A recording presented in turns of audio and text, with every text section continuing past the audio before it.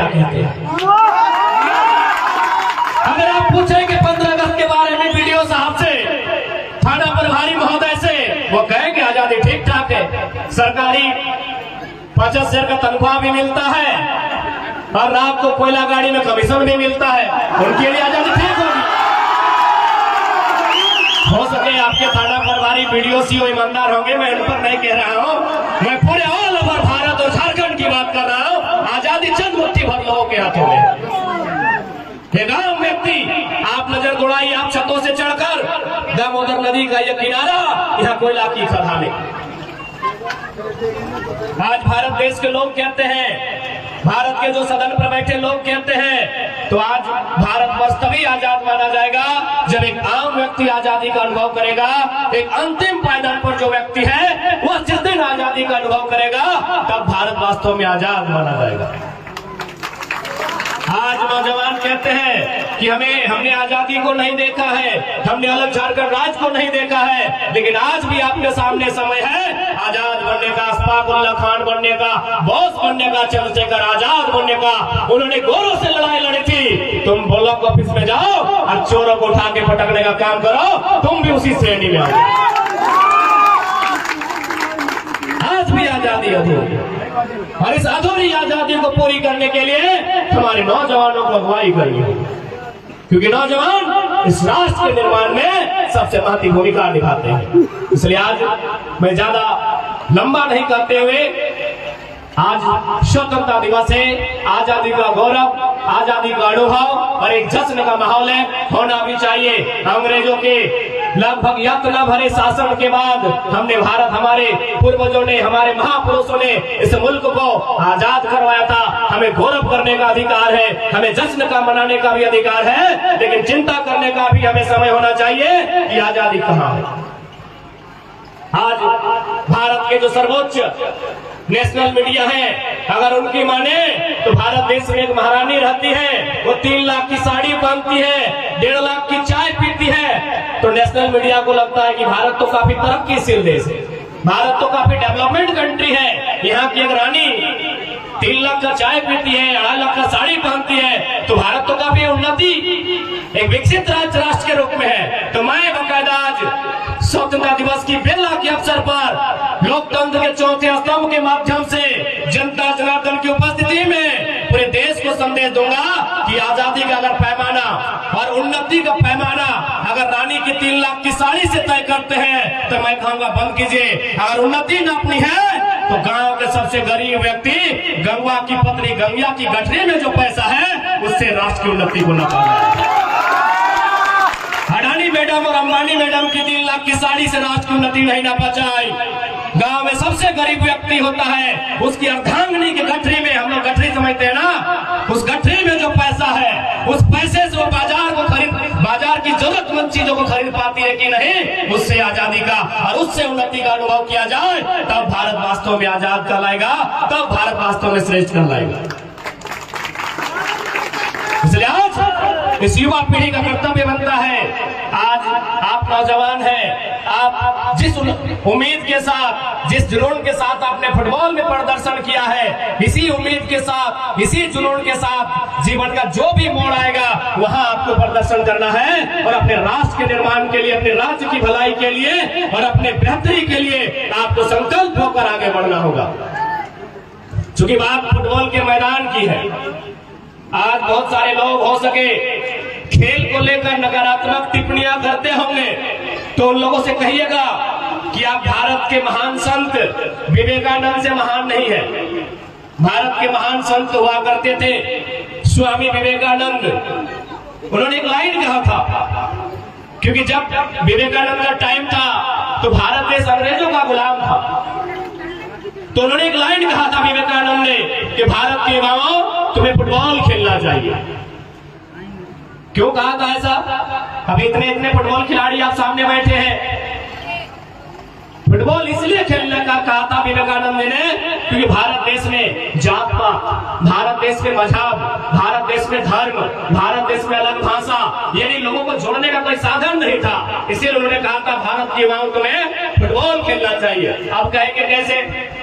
आप कभी भी फुटबॉल चुके हो सके अभी 15 को जर्सी पहनते हैं, लेकिन याद कीजिए हमारे पास 9 ही को जर्सी है। उतर गए 9 खिलाड़ी मैदान में, 11 खिलाड़ी मैदान में उतर गए, 12वां खिलाड़ी जब हम चेंज करते हैं तो क्या करते हैं, वो सेंटो गंजी में तो नहीं आता है, यानी जो खिलाड़ी चेंज होता है वो अपनी जर्सी उसे उतार कर देता है ना। आप देखिए उस जर्सी में कितना बदबू देता है, आप लोग थोड़ा सेंड मार के देख लीजिए उस जर्सी में कितना बदबू देता है, इसको अनुभव कीजिए। एक तो आप आधा घंटा खेले हैं, पसीना से भीगे हैं, ऊपर से ग्राउंड में कितना बार कीचड़ से मिट्टी से आप लटपटाए हैं, उसका कोई हिसाब नहीं है। लेकिन वो खिलाड़ी जो 12वां खिलाड़ी के रूप में आता है, साहस आपकी जर्सी को स्वीकार करता है, उसे बदबू का एक छटाक अनुभव नहीं होता है। बकायदा आप घर जाइए, अपना बढ़िया ब्रांडेड शर्ट अपना छोटा भाई को बोलिए पहनेगा, बोले अच्छी सेंट मारता है, 2 बार पीछेगा रिन साबुन से तब पहनेगा। आपका ब्लड है, आपसे उसका ब्लड रिलेशन है, लेकिन आपका भाई इनकार कर देगा कि नहीं हम आपका शर्ट नहीं पहनेंगे, ये 2 दिन से पीछा नहीं है। लेकिन जब खेल के मैदान में आते हैं वही खिलाड़ी आपका बदबू देने वाला टी-शर्ट उतरता है और मैदान में जाता है, यानी वहां भेदभाव नहीं होता है। यही बात विवेकानंद ने कहा था कि खेल के मैदान में भेदभाव नहीं होता है, वहां जुड़ने का मौका मिलेगा। बाकी आप कहीं चले जाए, आपकी जाति अलग है, आपका धर्म अलग है, आपका मजहब अलग है, आपकी भाषा अलग है। एक बात बताइए, खेल के मैदान में आपको जरा भी लगा कभी कि हम एक दूसरे से अलग है, थोड़ा सा भी? विजेता उपविजेता टीम, मैं आपसे पूछ रहा हूँ, कभी लगा एक टीम बन के खेले कि नहीं? जबकि आपकी टीम में है कि सभी एक ही कास्ट के थे? क्योंकि मैंने परिचय पूछा तो सबसे ज्यादा संथाली भाई लोग थे। तो क्या गारो के गारो संथाली भाई थे? नहीं, एक तो विश्वकर्मा भाई लोग थे, मोदक भाई लोग थे कि नहीं? यानी ग्राउंड जो होता है, स्पोर्ट जो होता है, वो भेदभाव से ऊपर होता है। इसलिए मैं सभी को संदेश देना चाहूंगा, आप पेशे से डॉक्टर बनिए, इंजीनियर बनिए, वकील बनिए, लेकिन एक स्पोर्ट्स पर्सन जरूर बनिए। आप चले जाएं, क्योंकि आप कोल फील्ड में रहते हैं, आप शहरों में रहते हैं, बहुत सारे अधिकारी आपके आसपास रहते होंगे, ऑफिसर कॉलोनी आप देखे होंगे, ऑफिसर बड़े बड़े अधिकारी आप देखे होंगे, सुबह उठ के वॉलीबॉल खेलते हैं, सुबह उठ के दौड़ते हैं। 60 साल की उम्र पार हो चुकी है, क्यों पता है? डॉक्टर ने कहा है दौड़ते रहोगे तो मर जाओगे। लेकिन एक फुटबॉल खिलाड़ी, उसको बुढ़ापा में दौड़ने की जरूरत नहीं है, जवानी में दौड़ चुका होता है। जो आज साहब है, सीएमडी रहे, जीएम है, पूरा जीवन उन्होंने पढ़ाई में बिताया है, कभी खेल में समय नहीं दिया है। इसीलिए आज 60 साल के बाद आप किसी ऑफिसर क्लब में चले जाएं, वो सुबह 6 बजे उठते हैं, वॉलीबॉल खेलते भी 60 साल की उम्र में। क्यों? डॉक्टर ने कहा है खेल से रहो। तो इसीलिए खेल के साथ रहो, ताकि बुढ़ापा में आपको ज्यादा नौटंकी करने की आवश्यकता नहीं पड़ेगी। साथ ही साथ खेल में स्कोप होता है। भले झारखंड की सरकार क्या कर रही है पता नहीं, हमारे चूंकि ये कोलफील्ड साइड है, ये कोलफील्ड का सेक्टर है, आज से 40-50 साल पहले, यानी 1970 का जो दौर था, 1980 का जो दौर था, हमारे गांव में एक लाइन कहते थे कि अरे छोड़ा, बुझते हैं ना आप लोग? हाँ, लड़का को छोड़ा बोला जाता है कि अरे बबुआ दुए टची तो टाका कमाए सकल है। टाका माने पैसा कमाना। आखिर हम लोग इतना जो भी कर रहे हैं, पैसा कमाना है ना भाई, अपना जीवन थोड़ा बेहतर बनाना है, अपनी लाइफ को अच्छा लेके चलना है। तो हमारे गांव देहात में एक लाइन कहा जाता था कि अरे छोड़ा दुए चीजें तो टाका कमाए सकल है, एक टड़िया दौड़ के न तो मटिया कोड़ के। आप लोग नहीं सुने हैं? टड़िया दौड़ के नहीं तो मटिया कोड़ के। तो भाई इसका मतलब क्या है, समझा देते हैं कि टड़िया दौड़ के मतलब क्या है और मटिया कोड़ के मतलब क्या है। मटिया कोड़ के मतलब है, आज से मैं जब 1970 का टाइम था, हमारे जो पूर्वज थे, खासकर मैं अपना व्यक्तिगत बताता हूँ, मेरा नाना का जीजा जी, उसका 2 भाई, मेरा नाना का अपना भाई, लगभग 10 आदमी को हम जानते हैं। वो लोग मिट्टी काटने गया था।